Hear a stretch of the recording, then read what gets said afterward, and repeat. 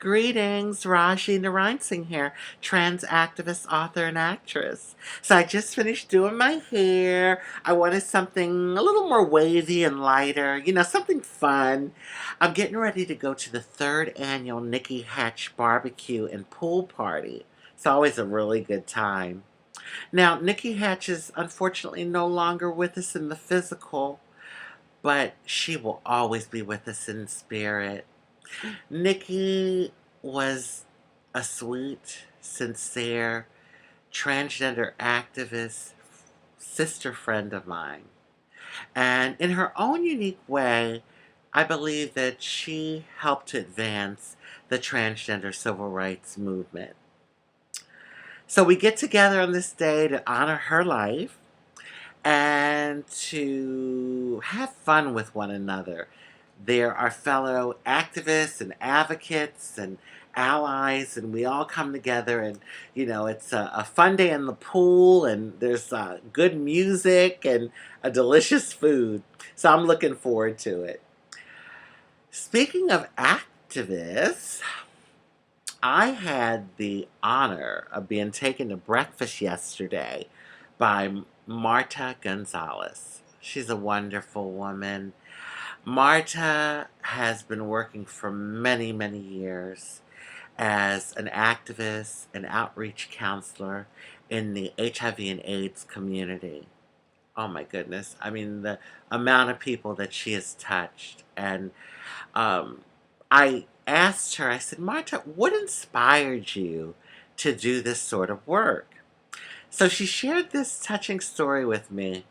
She said when she was in Puerto Rico, she had a friend. He was a hairstylist, and he was dying of AIDS. This was 1982, 83. So those days were rough. People were just dropping from HIV and AIDS. They were dying. And there was a lot of miseducation, a misunderstanding, ignorance, and fear about HIV and AIDS. So she knew he was sick, but there was like a lot of rumors. Like, some people were saying, oh, it was cancer, and, just a lot of talk. But she called him to get her hair done because she said he could do some hair. I mean, she said he was like one of the best. And he's, sure, I'll do your hair. So she goes over, and when he opens the door, she sees him, and she's thinking, my God, this guy can't do my hair. He looks horrible. He really was weak and could bear. So she told him, she said, listen, don't worry about it. If you're not feeling good, don't worry. And he says, no, Marta, I'm going to do your hair. And I tell you, I could almost, when Marta was telling me the story yesterday at breakfast, I was like, it was like almost I was like there. I was in the moment. I could feel it. So she said that he struggled because he hardly had any strength, but he did her hair. And that was the last time she saw him.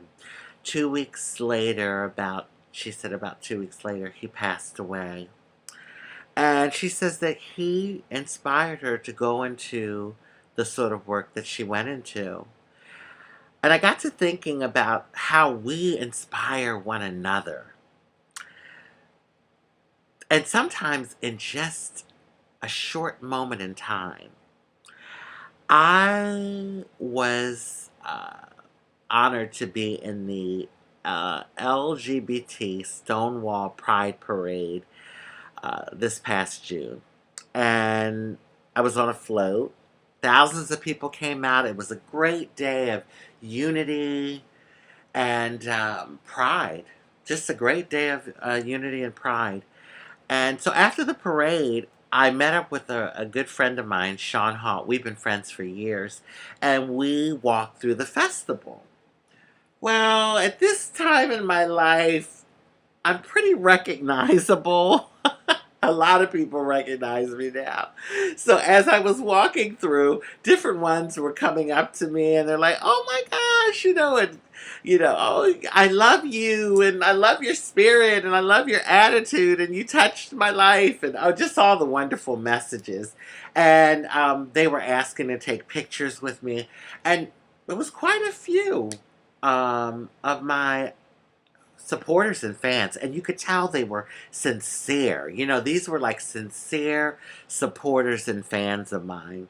So this guy walks up to me and he's like, "Rajee," and I said, "Hi, how are you?" And he says, "Oh my God, it is such a pleasure to meet you.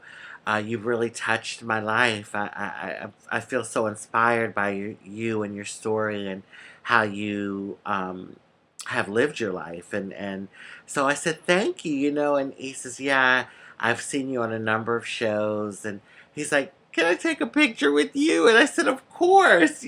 So we took a picture together, and afterwards he told me that he was visiting from Trinidad. And I said, "Trinidad? Oh my God, my father was from Trinidad." And we started talking about the country and the delicious Indian food, because a girl loves to eat. And we really connected. So I gave him my information, and he said, "Well, let's keep in contact." And he gave me his card, and pretty much we hugged each other and we went about our way, our merry way, because it was a merry day.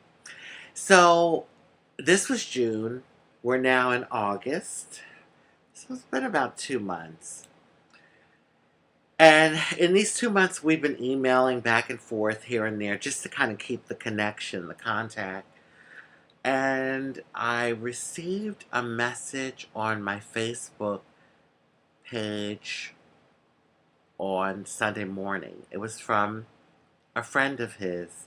And she said, "You know the guy that you took this picture with?" And evidently he had posted the picture that we took together on this page. She says, "I'm sorry to say, but he passed away yesterday afternoon in a car accident." And when I tell you, it was like a ton of bricks hit me. I mean, I hardly know this guy, but I'm going to tell you, I feel like I knew him forever. Like, that's the connection that I felt with him in that moment. And it was just a short moment in time, less than 5 minutes. I felt so much admiration and love from him, and just a strong connection of spirit. And I didn't want to believe it. I said to myself, "Arnold, you can't be dead." Like, this young, vibrant, full of life guy with so much love, and he had a spirit about him. Even in those short 5 minutes, I felt his spirit. I was like, "Boy, this guy is special." You could just feel it. And I thought to myself, "God, Arnold, you can't be gone." And I was in denial, so I emailed him. I was like, "Oh, please answer the email. And basically, I just said, "Oh, hi, happy Sunday. I woke up with you on my mind," because I didn't want to like say like, "Hello, are you dead?" Like. So I was like, "Please email me back as soon as you can." And I went about my day, and when I got home in the evening, I checked my email, and of course, there wasn't a response from him. And then I went on my Facebook again, and the girl that had sent me the message, she then sent an article from the Trinidad newspaper that was reporting the accident and reporting his death. So I went to his page, and then they had changed it to Remembering Arnold. Arnold Ernie Charles. I went out on my porch, and I was thinking about him, and I swear a butterfly out of nowhere literally flew like this close to my face. It was like the weirdest thing. It just came out of nowhere, and I was thinking, wow, I don't know what this is, but I love butterflies, and It definitely felt like a spiritual moment. You know, Earnoll told me that I touched his life, and he thanked me for touching his life. And I thought to myself, God, Earnoll, but you don't realize how much you touched my life. You touched my life just as much, Earnoll. And even those short 5 minutes, that's all they were. They will be with me for eternity. I'll never forget them. I think that it's important for us to really keep in mind that we can touch one another in so many wonderful ways. And in moments where you least expect it, we can touch one another, inspire one another, encourage one another.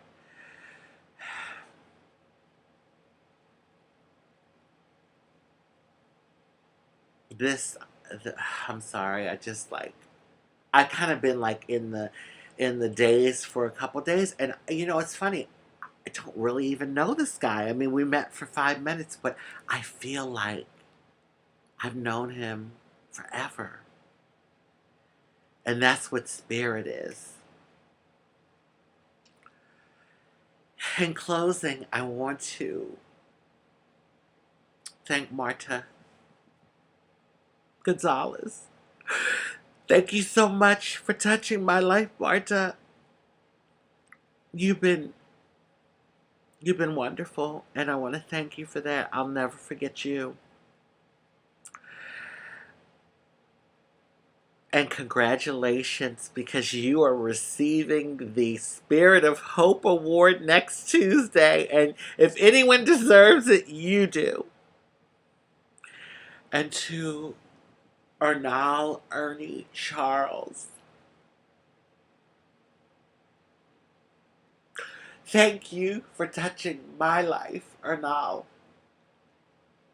May your spirit be in God's divine glory. I love you.